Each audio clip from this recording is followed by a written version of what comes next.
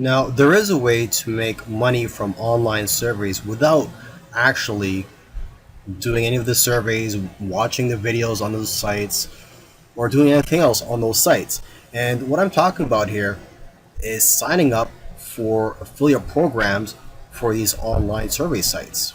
So then when you refer people to these online survey sites, you will get paid commissions. The payout may be different for different online survey sites.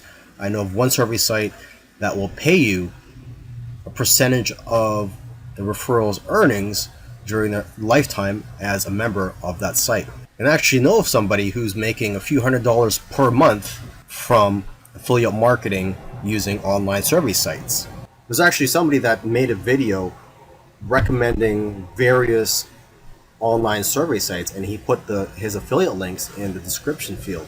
And I heard he's making more money from these affiliate links than he's actually making from doing the surveys himself. To sign up for their affiliate programs, usually you can find links to their affiliate sign up pages on the bottom of the website. So for example, for this online survey site, mypoints.com, you can go to partnerships and just click on affiliates.